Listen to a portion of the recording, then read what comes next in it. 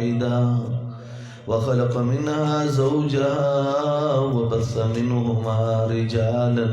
كثيرا ونساء واتقوا الله الذي تساءلون به والأرحام إن الله كان عليكم رقيبا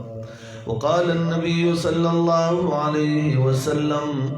النكاح من سنتي فمن رغب عن سنتي فليس مني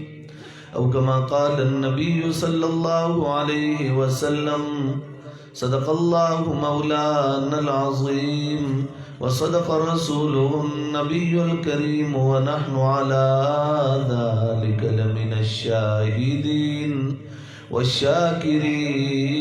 والحمد لله رب العالمين. جناب صدر مجلس ډېر معزز و مکرم علماء کرام، د علاقې ډېرو غیرتمندو پښتنو مسلمانانو ورونو، نن زمونږ او ستاسو یو ورور افاق صاحب نوم دی که نه، د افاق صاحب د نکاح او د واده په سلسله کې مونږ او تاسو ټول راجمع یو او د نن دور کې په داسې موقع باندې خلک د الله په یو لعنت باندې اخته وي، چا ډول لګولی وي، چا ډمې راوستي، چا ډمان راوستي وي، چا پکې هغه درېیمه طبقه هم راوستي وي. او یقین وکړئ زه کله کله ملګرو ته یو خبره کومه چې کله انسان دغه ډمانو ته کیني یا دغه ډمو ته کیني یا دغه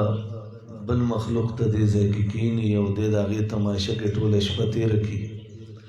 آیا چې دې سحر کور ته ورشي یا د شپې کور ته ورشي، دی به د خپلې لور سره د خپلې خور سره او د مور سره سترګې څنګه میلاوي؟ گویا د دې مور دا بحیا مور چې کوم بحیا زندگی په دغه کور کې تېره کړې وي، د دغه خور چې په دغه کور کې د حیا زندگی تېره کړې وي، د دغه لور چې د خپل پلار په حیا باندې حیران وي او دا پلار هغې له د حیا سبق ورکوي، او هغه پلار د شپې ډمانو ته ناسته کړې وي، هغه پلار به د لور سره سترګې څنګه برابرې شي؟ هغه زوی سره به څنګه سترګې برابرې چې هغه ته وایي بچیه ګورې بې حیایۍ نه ځان وساته او چېرته په غلطو کارونو دې ونه وینم، او هغه زوی به وایي چې زما دا پلار د کوم عذاب نه راغی او د شپه کوم عذاب کې تېره کړه. هغه زوی به څومره شرمنده وي چې هغه د پلار مور مخې له راشي او هغه ټوله شپه په ډمانو کې تېره کړې وي. یا دې نه علاوه عزیزانو، که چېرې په کور کې دغه سسټم د ویډیوګانو وچلېږي او زنانه هغه تاویږي او ډانسونه کوي او د هغې ویډیو جوړه شي، او نن تاسو ټولو ته علم دی که هغه موبایل چې دی هغې نه هغه هر څه ډیلیټ هم کړی شي او بیا ورته سافټویر وشي. مونږ علاقه کې یو سړی و راغی، ډېر زیاتې ژړل، سر یې ټکولو وي، دشمن راته هم نه دی معلوم، او داسې عجیبه کار را سره وشو چې وایي اوس زه څه وکړم؟ ما ورته ویمه چې څه وخت کې به مونږ دا چغې والې چې په کور کې د ویډیوګانو نه ځان محفوظ کوي، په کور کې زنانو د دغه ډانسونو وغیره نه ځان محفوظ کوي، په دې کې هر څنګه خلک راتلی شي، موبایل یې ورسره وي، په هغې کې درنه ویډیو وکړي، بیا به چل نه درځي. نو هغه وایي چې زما د کور زنانه دي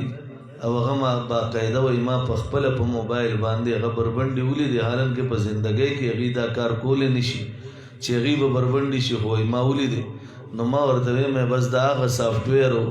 دا هغه شی و، هغه موبایل و د کوم نه چې مونږ منع کوله،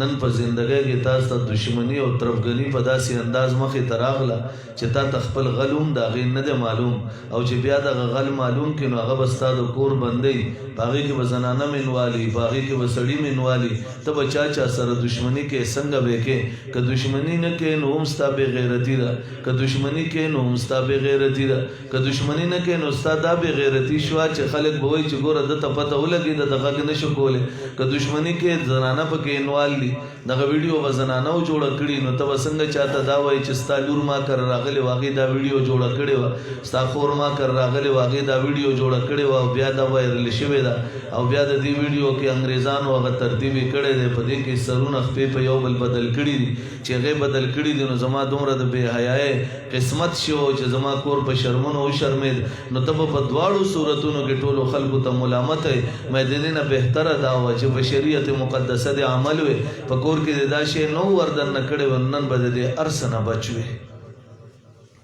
یقین وکړئ داسې نه ده ټول وایي داسې نه ده ده داسې که نه د پښتنو ښکلې ښکلې کورنۍ په دې کې ونه شرمېدې د پښتنو ډېر ښکلي ښکلي کورونه په دې کې د هغې د حیا او د پردې جنازه ونه وته د پښتنو ډېر ښکلي ښکلي کورنۍ چې دي د هغې د میندو او د خویندو او د لوڼو د هغې هغه لوپټې دا سرعام په بازارونو کې هغه هوارې نه شوې په دې وجه باندې عزیزانو چې په هر څیز کې بنده کله شریعت مقدسه ته دې ته دې متوجه وي د ده حیا به هم په ځای وي د ده به غیرت به هم په ځای وي د ده زینت به هم په ځای وي او د ده هغه د حیا هغه مقام هغه اعلی مرتبه به هم په ځای باندې وي حضرت مولانا حسین احمد مدنی رحمت الله علیه په ټرین کې سفر کولو پر صغیر په وخت کې یو انګریز مخې ته ناست و نو هغه انګریز چې دی هغه ښځه هم ورسره ناسته وه نو هغه ورته خاندي ورته وایي مولوي صاحب ډېر تنګ نظره خلک یې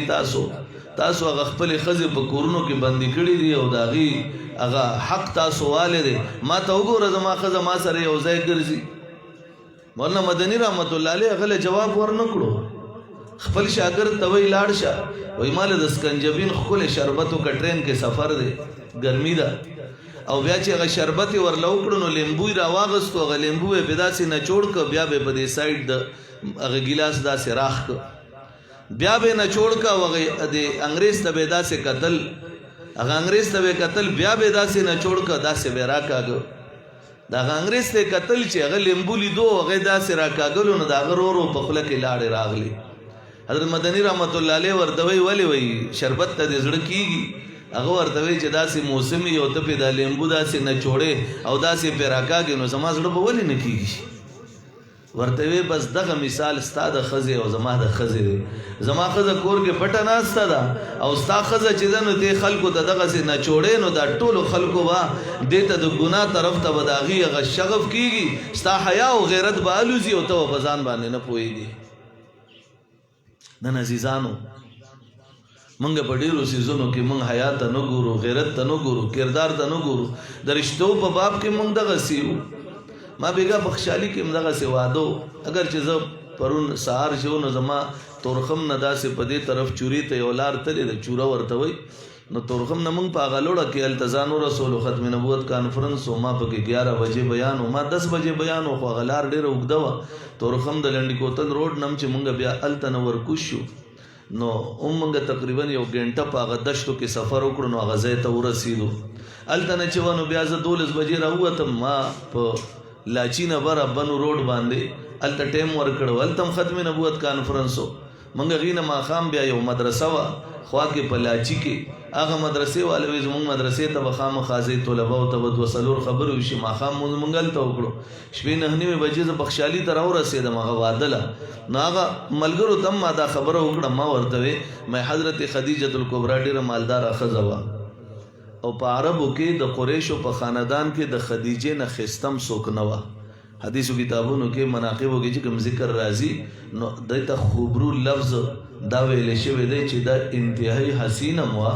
او انتهایی مالدار هم وه او انتهایی شریف هم وه او انتهایی شریف خاندان هم وه هغې چې کله میسرا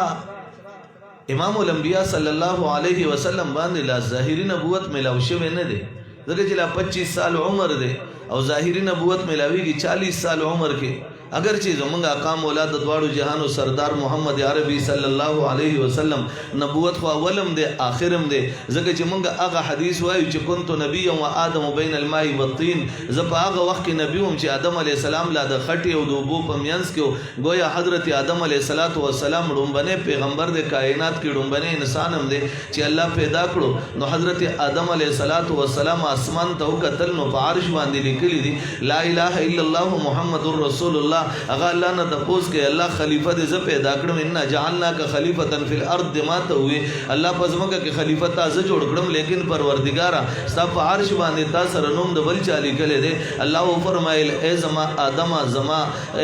آدم زما بندا او زما په کائنات کې نبی او رسول زما الچی دا ته بالکل صحیح وای تما پیغمبر پیدا کړي لیکن کائنات ما د محمد رسول الله د لپاره پیدا کړي دا غنوم زکه ما سره لیکل شوی دی حضرت آدم علیہ السلام واده په اسمان کې شو لیکن په کائنات کې ما بیګا ملګرو ته خبره کوله الله سلور قسم خلق پیدا کړي دي په انسانانو کې یو هغه پیدا کړي دي چې نه پلار او نه مور الله پیدا کړي دي یو هغه پیدا کړي دي چې پلار او مور نه و پلار او مور نه و الله پیدا کړي دي او یو هغه دی چې مور او پلار نه و الله پیدا کړي دي او سلورم قسم طبقه هغه چې مور مشتا پلار مشتا الله پیدا کړي دي آدم علیہ السلام چې الله پیدا کولو فرشتو ته وی چې د خټو نه د شکل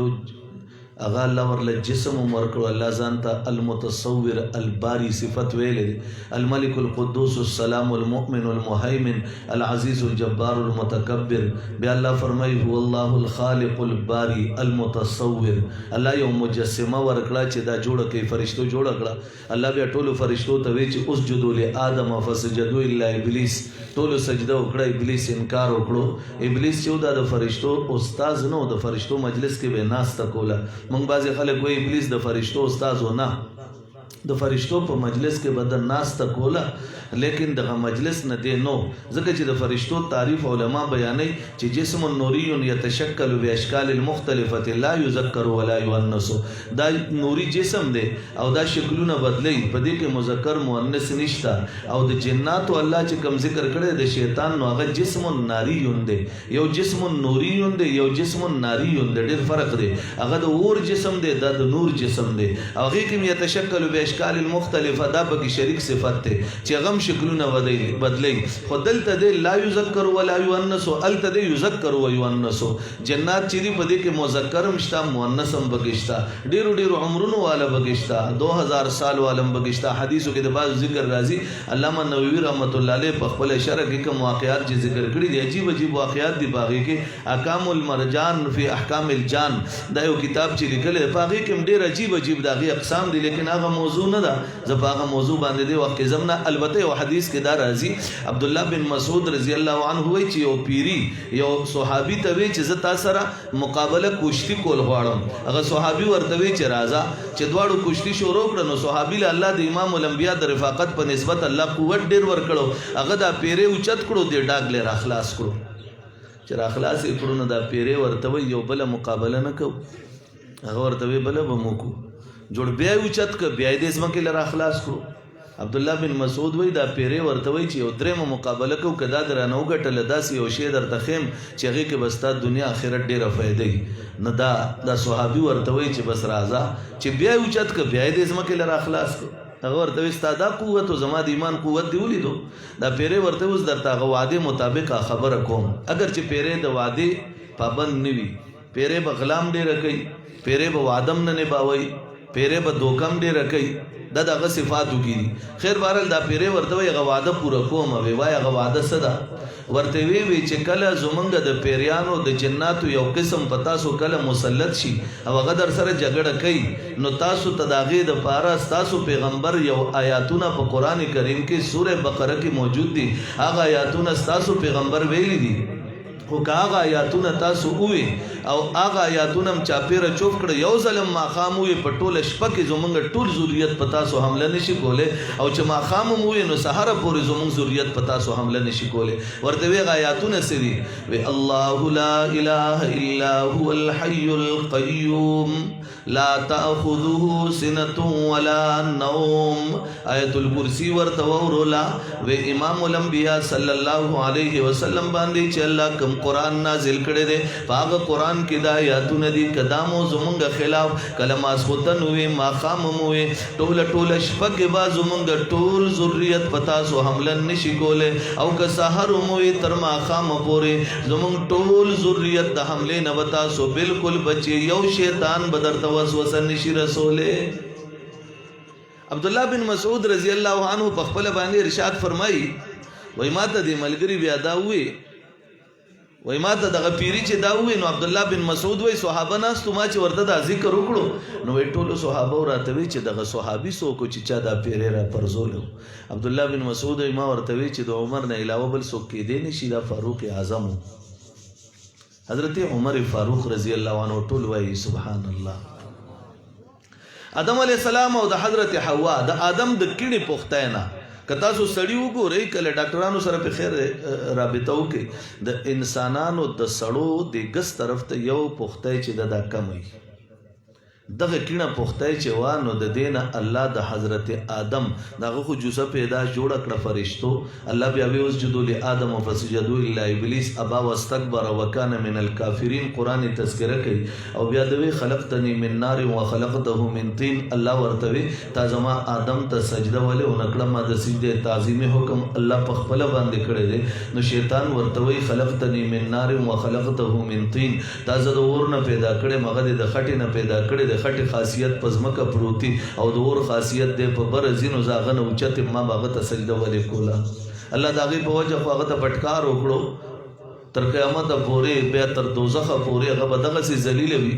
لیکن عزیزان او حضرت آدم علیه السلام د دې پختینه الله حوا پیدا کړه بیا الله ورته چې لا تقربا هذه الشجره فتكون من الكافرين الله ورته فرمایل فتكون من الظالمين فتكون من الظالمين اوس بدی د تاسو وایي چې د ظلم معنی هو تاسو کوي شرک عبد الله بن عباس هم د ظلم معنی شرک کړی دا نو هغه به جواب دا حکم چې نه د ظلم معنی ډیری دي د اخیری درجه چې د نو هغه شرک دی لومبو درجو کې چې د نو ختم په معنی د ظلم کې راځي ظلم په معنی د خطا کې هم راځي آدم علیه السلام نه په دغه ځای کې خطا شي هوا او دا اجتهادي خطا شي هوا چې الله ورته وی چې دیونه ته منځ دی کېږي آدم علیه السلام بیا هم نږدې شو حوا نږدې شو نو خلک به تاسو کوي چې د الله حکم خمات کو هغه وجه داوا چې آدم علیه السلام وی چې الله ما ته سو وخت کې وي هغه زمانہ بدل الله په هغه وخت کې ویلو دا غینه غډیره ضمانت یې راشو نو اوس دغه ګناه جوړ پدیونه خړو کې نشتم دغه خواته زګه تلو بل جواب ادا ده چې آدم علی السلام په کوم جنت کې الله مونږ کړو نو په هغه وخت کې هغه جنت کې نه و خړلې بل جنت ته چراغ نو الته خړلې و بل جواب دا ده چې الله په اعتبار د جنس سره دغه اونې د پاره ویلو چې د دېونه هر جنس چې دغه ونخوري آدم علی السلام وی چې الله کومونه ته اشاره کړې دا هغه نه دی خړل په بل ځای کې هغه ونه واغې نه او خړن د درې جوابات مفسرین ذکر کوي لیکن حضرت آدم علیه السلام چې غینا هغه میوه خوړنو الله ورته وی چې تاسو کوم شی زمکه تا الله را کوس کړو آدم علیه السلام امرا کوشي حضرت حوا اوس قران کریم دغه ځای کې یو عجیب بیان کړی د خو اوس موضوع سره مناسبت نه دی وخت په لګي ځاغه نه بیانوم وخت مختصر دی تاسو راغلی روټېلې او د ماده ملګرو وي خامخا ورته اوسو خبرې کې نو غدر تکوم خیر بارل کستا سو بیا اجازه دي چې دا خبره پوره کړ اجازه مو دي ټولو اجازه ته حضرت آدم علیہ السلام لا الله بیبي ورکړه چې کله اسمان ندی را کوشو الله ورته وی چې کوشي تاسو چې کله دی را کوشو اسمان نه را کوشو نو 40 سال دی او روایت مطابق دی یو بل پسې ګرځیدل ځکه چې حضرت آدم په ایشیا کې را کوشو سراندیپ مقام د پاغه ځکه قدم خو حضرت حوا چې ونو په جده کې دا جدید جده زګه وي جده نیات ویل شي نیا ال تک را کوز شو او بابا جان چې وغدل ترا کوشو نو بیا دی یو بل پسې ګرځیدل 40 سال د الله حکمت حکمت په دې کې دا یک یوازې ګرځیدل عرفات ته عرفات ولې وای عرفات د عرفې نه د عرفه پیچندلو ته وای د دغه نور د دې نور تعویلات محدثین وکړي چې عرفات ته عرفه ولې وای باقي ډېرې خبرې دي لیکن یو پکې دا هم ده د عرفات په دې ډېرې باندې د هغه غاړې راخیږي دا د دې غاړې خیږي چې دواړه سر ته راوختل دغه ځای ملاقات شوی دی بیا الله غیله اولاد هم ورکړی دی حضرت آدم علیه السلام له زامن دوه ورکړي دي یو حابیل دی او قابیل دی قرآن کې بقره کې د هغې ذکر دی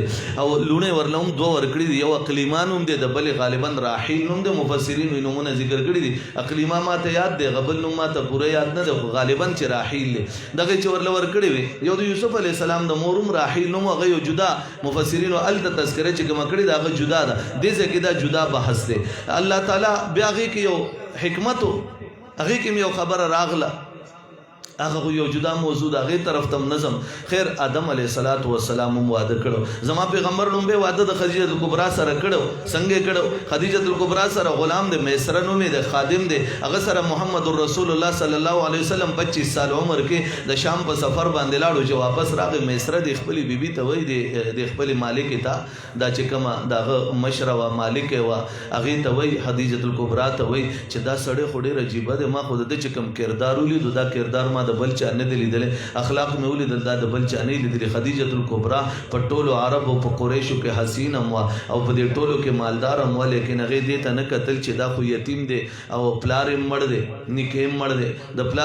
د پلار خپل پلار یې چې و نو هغه حضرت عبدالمطلب دی د امام الانبیا صلی الله علیه وسلم پلار عبدالله دی عبدالله د پیدایش نه مخکې د هغه وفات شوی دی د عبدالله پلار چې دی عبدالمطلب دی عبدالمطلب پلار چې دی هغه هاشم دی هاشم پلار چې دی هغه قصی دی قصی پلار کلاب دی کلاب پلار مره دی مره پلار لوی دی دا داسې یو سلسلې تلې ده خیر بهرحال حضرت امام الانبیا صلی الله علیه وسلم پلار هم مړ دی مور هم مړه ده او د پلار او د مور شجرې دواړه په درېمه سلسله باندې دواړه یو ځای شوي دي په پلار او مور دواړه مړي دي څه شته نه نرور شته نه خور شته هېڅ نشته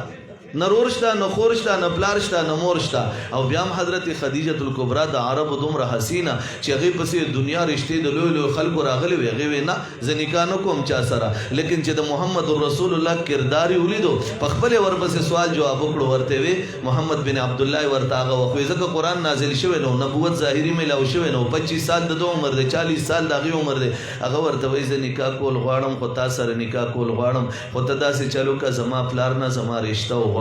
د خاتم الانبیا صلی الله علیه وسلم ورله جواب ورکړي زه به ستا پلار نه ستا رشته څنګه غواړم ته مالداره ښځه مې ته ښایسته ښځه مې تا پسې لوی لوی رشتې راغلي دي تا انکار کړی دی ستا پلار انکار کړی زه به څنګه غواړم هغه ورته وایي خدیجه ورته وایي ما چې ستا کوم کردار او اخلاق وکتل نو زما په خیال موزون خاوند دا جوړېدی شي زما له دې ته نه ګورم تا سره هېڅ نشته ځکه د دې تجارت مال به وړو په مضاربت باندې به هغه خرڅولو په هغې کې به څه ګټه کېده هغې کې به خپله اخسته نو تا سره مال هم نشته ستا پلار او مور هم نشته ستا خاندان چې دی نو هغې کې خو ستا ترونه وغیره پاتې دي لیکن ستا رور خور نشته هېڅ دې نشته لیکن به هر حال ما چې ستا کوم کردار او اخلاق کتلي زه نکاح پیغام درلیږم خو ته داسې چلو که زما پلار نه زما رشته وغواړه ته صرف وغواړه نور کار زما دی خاتم الانبیا صلی الله علیه وسلم ورته وایي کم وخت کې ته وغواړم خدیجه ورته وایي زما پلار خویلید چې کله د شرابو په نشه کې چې دومره شراب اسکلي چې په ځان نه پوهېږي ته به په دغه وخت کې ترنه رشته غواړې او چې دغه وخت کې وغواړې نور کار زما دی نو امام الانبیا چې کله خویلید ډېر شراب څکلي ورله لاړو وایي ستا د لور د نکاح پیغام مې راوړی دی هغه رشته درنه غواړم خویلید ورته وایي بالکل ما درله خپله لور درکړې ده چې ورته وایي درکړې ده بس هغه زبان وشو دا پښتانه چې وایي زبان هغه زبان وشو نور نکاح میکاح خو نه ده شوی چې کله خویلید په هوش کې راغی برابر شو امام الانبیا ورله لاړو هغه رشته چې د راکړې وه رخصتي به کله کېږي او ورته وایي د څه رشته ما رشته نه درکړې زه نه در کوم خپله لور خدیجة الکبرا راغله خپل پلار ته وایي بابا جانه د ډېرو رشتو نه ما م انکار کړو تا م انکار کړو مالدارې رشتې راغلې وې ښایسته ښایسته رشتې راغلې وې تا م انکار کړی دی ما م انکار کړی دی لیکن دا رشته چې کومه راغلې ده ټیک ده دا ډېر عجز دی دا ډېر غریب دی د ده پلار مور د ده رونه خویندې نشته دا ټول مړه دي رونه خویندې پیدا شوي نه دي لیکن یو خبره درته کوم تا د قریشو په جبه کې تا او کړي دي نو یې زما پلاره ستا هغه او یا نشه کیو یا غیر نشه کیو لیکن چې ته نن نه وکې آیا د قریشو مخکې به ته سترګې برابرولی شي ستاسو سترګې دا د جاهلیت د زمانې ذکر درته کوم د یو شرابي ذکر درته کوم هغه شرابي ته وایي چې تا د ژبې کوم آو کړي دي هغه آو اوس بدلې ته به د قریشو په مجلسونو کې به ته سترګې برابر کړي لږ اوس په خپله زندګۍ سوچ واچوي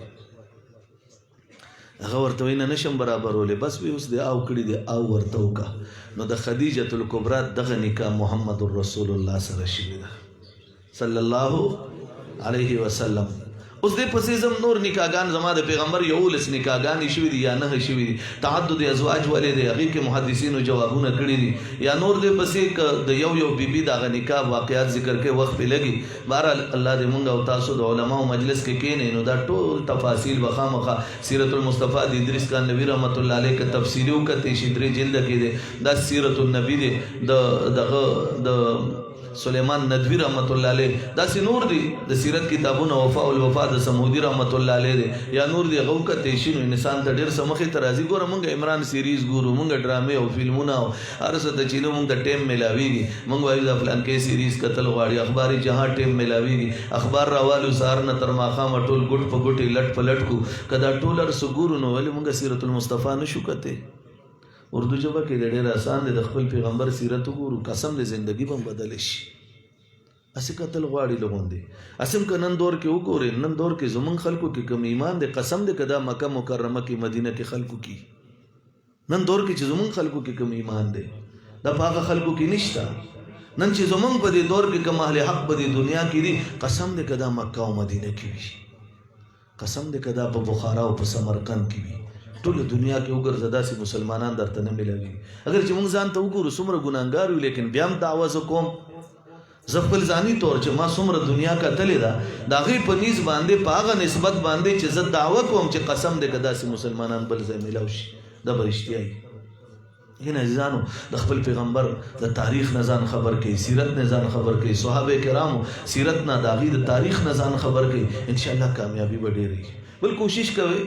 یو سنت باندې کله کله عمل کړي یو سنت خپل عمل کې راوستې نو په دې زمانه کې چې موږ د پیغمبر سنت په عمل کې راولو یقینا د سلو شهیدانو ثواب ملاویږي دا ځان نه دي دا زما پیغمبر فرمایلی دي صحابه ته تپوس کوي هغه به کم شهیدان وي د بدر او د احد شهیدان وي الله دې موږ او تاسو له توفیق راکړي الله دې وعده کې کامیابی واچي پروردګار دې کې برکت واچي الله نه سوال وکړي چې الله په دې رشته کې کم برکات او الله نور هم زیات کا د دې کې مخکې نه خپل ولی او الله نور به کې ورله برکت واچو الله کدا نه خپل ولی دا الله ډیره برکتی کا ورله الله دا څومره خلق چې راغله د پټولو د دې انوارات ورو الله دې ټولو زړونو خپل دین طرف ته راغب کا الله د ګناه سره د ټولو نفرت سره زما پیدا کا د نیکو کارونو سره الله د ټولو محبت پیدا کا پروردګار عالم خپل رضا ټولو سره شامل حال کا آفاق